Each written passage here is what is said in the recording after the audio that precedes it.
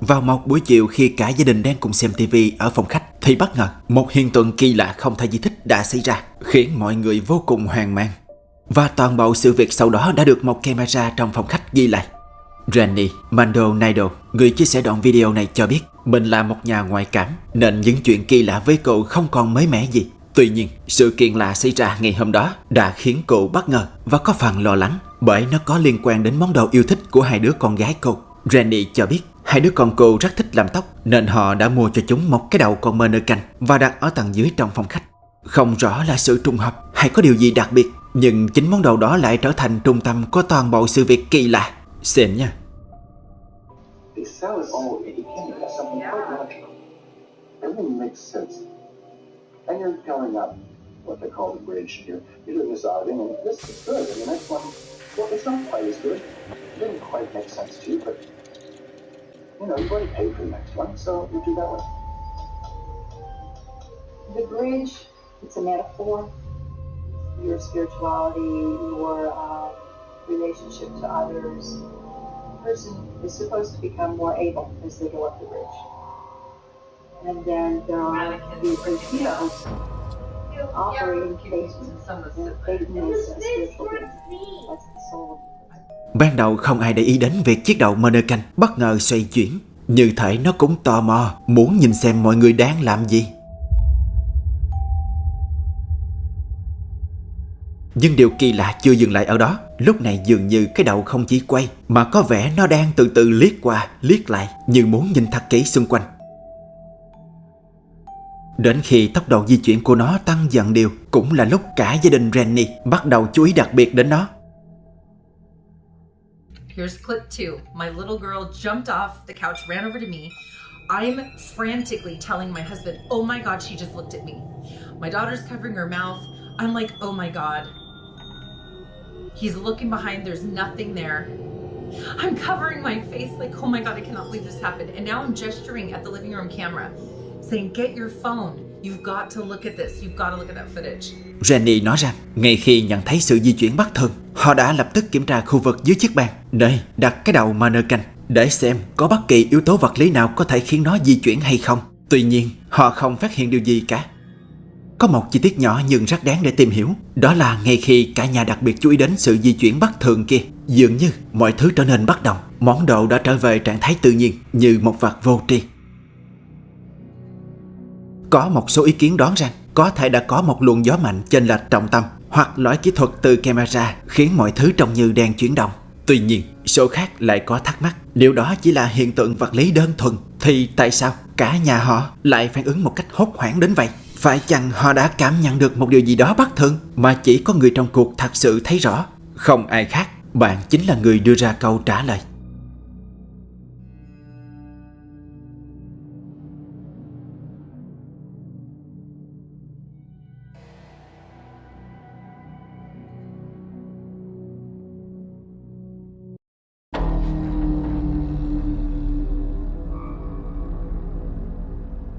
Trong khoảng thời gian đến thăm và chăm sóc người bà, một thanh niên có tên là Nick đã có được những trải nghiệm khó quên. Anh không thể giải thích, nhưng anh đoán đang có điều bất thường xảy ra với con robot hút bụi này.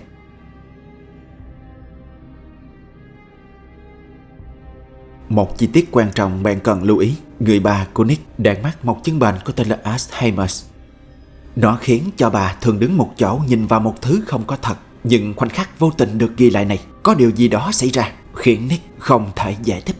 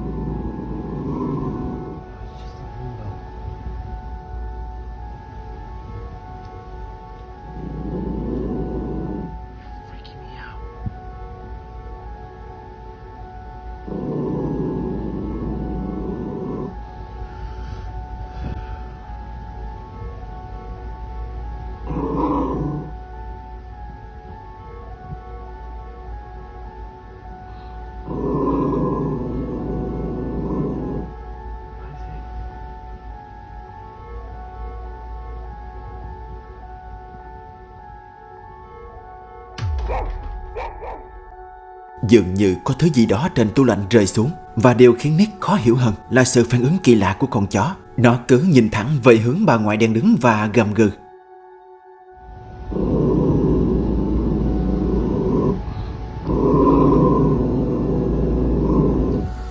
Nhưng mọi chuyện trở nên kỳ lạ hơn khi Nick giải thích thứ gì đã rơi xuống từ tủ lạnh.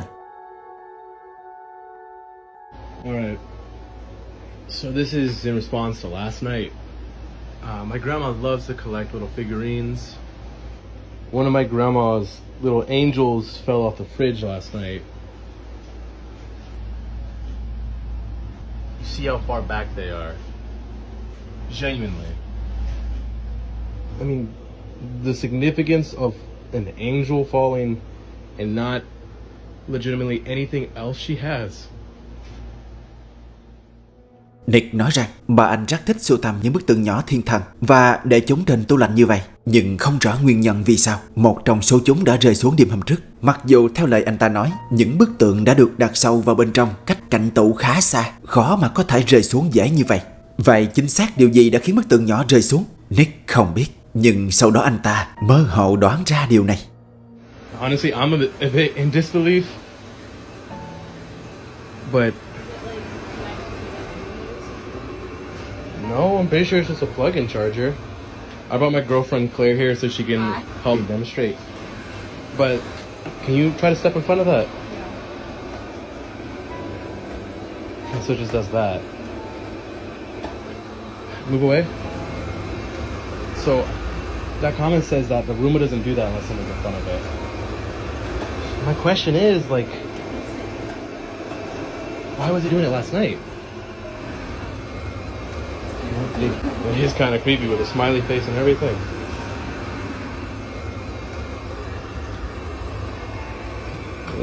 Even when it gets to the edge, it does that. But it was on flat ground. Sau khi để ý kỹ hơn, nhiều người cũng đã nhận ra một chi tiết nhỏ ở đoạn video trước. Lúc bấy giờ dường như con robot đang gặp sự cố hoặc là một vật cản nào đó khiến nó di chuyển một cách khó khăn như vậy. Nhưng càng khó hiểu hơn khi ta quan sát kỹ, dường như không có vật cản hoặc bất cứ thứ gì ở đó cả. Vậy chính xác thì con robot đang gặp vấn đề gì? Anh ta đoán có thể con robot đã cảm nhận được một điều gì đó mà mắt anh và camera điện thoại không thể thấy.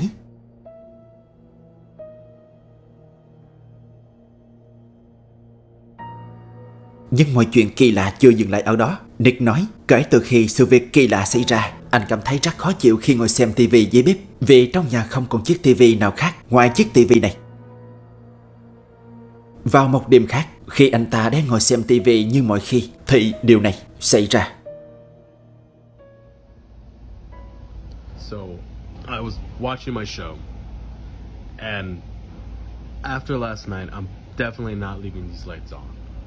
But I was watching my show, and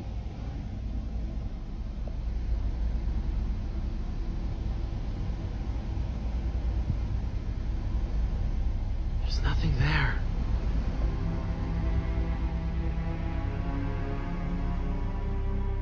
Một lần nữa những phản ứng kỳ lạ của hai con chó khiến Nick lo lắng. Anh không biết ở phía bên kia căn phòng tối có gì lại khiến cho hai con chó chú ý đến vậy. Sự kiện kỳ lạ làm cho anh nhớ lại câu chuyện mà ông ngoại đã kể cho anh nghe trước khi ông mất. Có một đêm ông nhìn thấy bà đứng trong bếp bất động rất lâu nhưng không bật đèn. Và khi liên tưởng đến câu chuyện của người ông, anh đoán nó không liên quan gì đến sự phản ứng kỳ lạ của hai con chó đêm đó. Vì khi nhìn kỹ vào khoảng trống tối đen kia, Nick không nhìn thấy có gì bên trong cả. Đó cũng chính là lý do khiến anh ta cảm thấy sợ nhà bếp mỗi khi một mình ngồi xem TV ở đó. Nhưng điều đáng lo ngại tiếp theo đã xảy ra sau khi Nick đưa hai con chó rời đi.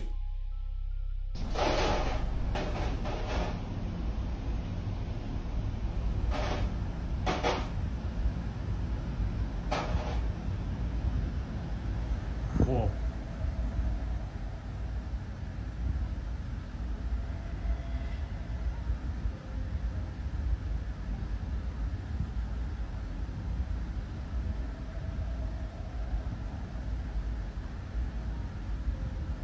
Whoa.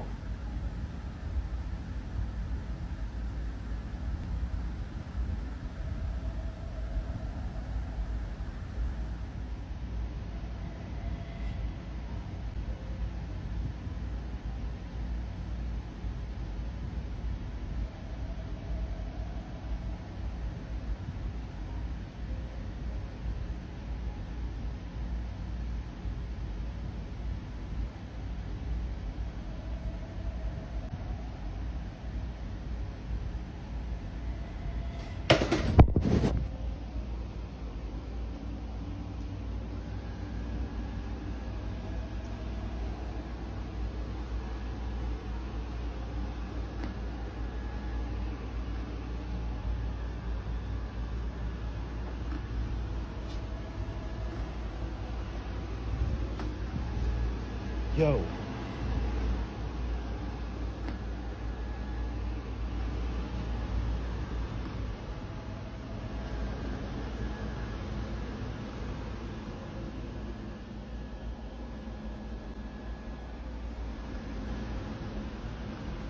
Oh, that's cool.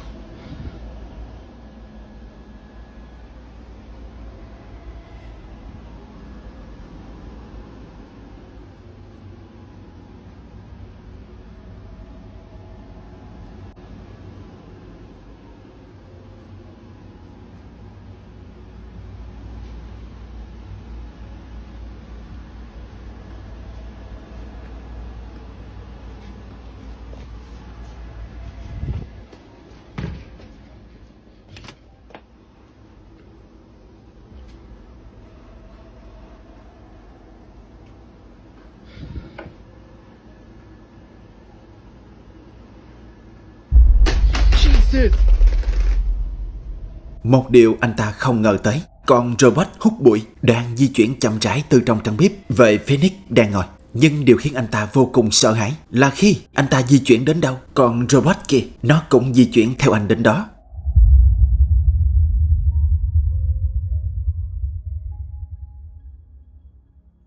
Rồi vào một khoảnh khắc nhất định, điều không thể di tích này xảy ra với con robot. Jesus. Mặc dù ở đó không có gì, nhưng không hiểu vì sao cái máy hút bụi kia lại có thể lật ngược một cách dứt khoát như vậy.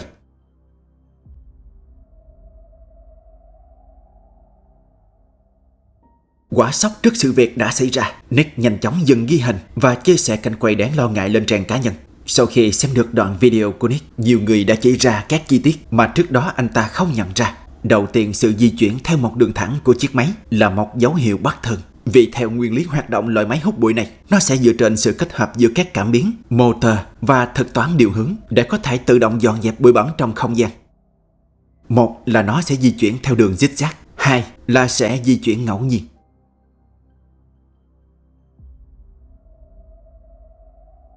Và điều kỳ lạ thứ hai là chiếc máy không dừng hay chuyển hướng khi nó gặp vật cản hoặc khoảng không. Bạn nên nhớ trước đó cái máy không như vậy. Tuy nhiên, ở đoạn video này, nó trở nên rất khác lạ, đặc biệt là cú lộn ngược bất ổn này. Jesus.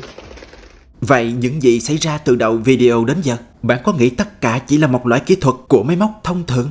Hay mọi chuyện xảy ra không đơn giản như vậy? Mình thật sự tò mò về góc nhìn từ bạn về video này.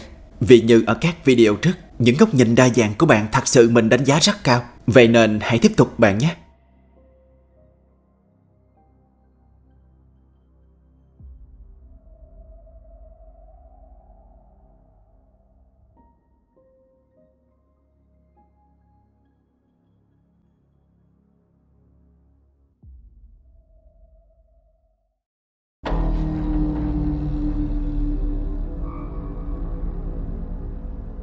Trong khi ở phòng khách, một người phụ nữ có tên là Courtney đã vô tình nhìn thấy một điều kỳ lạ đang xảy ra với chiếc ghế di động của con gái cô. Không hiểu vì sao chiếc ghế lại có hiện tượng kỳ lạ như vậy. Hiện tại con cô không ngồi trên chiếc ghế này, và đây là cánh quay của cô ấy.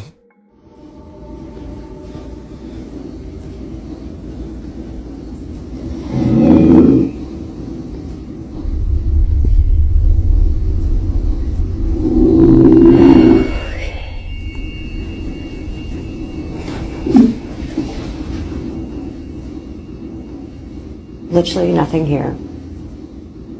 My baby is sleeping.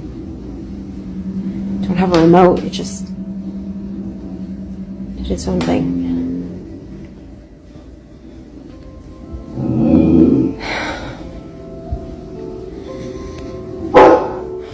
Ban đầu Courtney nghĩ rằng cái ghế bị trượt nhẹ nên mới có hiện tượng như vậy. Nhưng kỳ lạ thay, con chó cô dường như cũng bị thu hút bởi một điều gì đó từ chiếc ghế kia. Nó cứ nhìn chằm chằm vào đó và gầm gừ rất lạ. Cô còn giải thích thêm, chiếc ghế này không hề có chế độ tự rung lắc hay bất cứ điều gì tương tự, nên không thể giải thích rằng nó tự rung lắc. Nghĩ rằng mọi chuyện đã dừng lại ở đó, nên cô ấy cũng không còn chú ý nhiều đến cái ghế cho đến một đêm, trong khi ngồi xếp đầu trong phòng riêng. Bên cạnh cô là con chó và trước mặt cô là cái ghế. Bất ngờ những điều không thể lường trước này xảy ra. chance. We'll see how it goes. And we drive there. It's 2.5 hours away, and it looked exactly like my vision. And immediately in my heart, like I cannot explain the feeling in my heart. Like it just felt warm, and I'm like, this is it. Like this is my vision. And you guys are like, wow, this sounds like such an amazing story. God is good. God is great. He is all the time. But there's more to it. And this is just, wow. Looking back, I'm like, God really, he just loves us so much. But, so I secured that wedding venue. It's great. Everything's good to go. I signed the papers. I called Drew. He was like in the thick of PA school at the time. And so he couldn't tour with me at a test that day. And I was like, this is it. This is my vision. And so fast forward to the wedding day. Fast forward to the wedding week. The entire week of the wedding, it says it's going to pour down, storm down that whole. Not only that, it's going to be hot. Đầu tiên là sự phản ứng kỳ lạ của con chó. Nó cứ nhìn chăm chăm vào khoảng không và gầm gừ như thể đang cảnh giác cao độ với một ai đó. I cannot explain the feeling in my heart. Like it just felt warm, and I'm like, this is it. Một lúc sau thì con chó chậm rãi rời khỏi căn phòng. Riêng Courtney, từ khi nhìn thấy sự phản ứng kỳ lạ của con chó, cô bắt đầu lo lắng. Nhưng sự lo lắng đó nhanh chóng chuyển sang sợ hãi vì một sự kiện lạ xảy ra kế bên cô.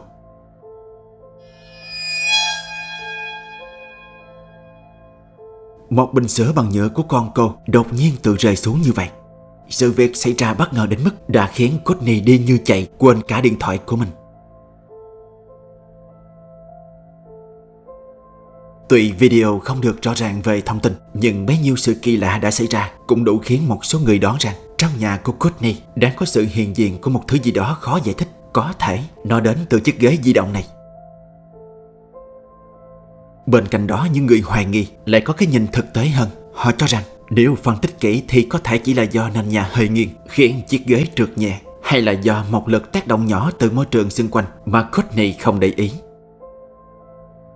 Về phản ứng của con chó, có người cho rằng loài chó vốn nhạy cảm với âm thanh và mùi hương, nên việc nó gầm gừ hay nhìn chằm chằm vào một điểm nào đó chưa chắc đã liên quan đến điều gì bí ẩn.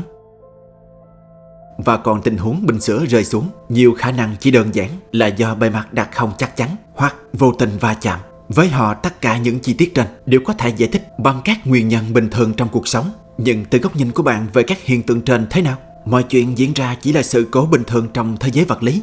Hay những gì xảy ra chính là các hoạt động kỳ lạ mà theo khoa học hiện đại vẫn chưa có câu trả lời rõ ràng?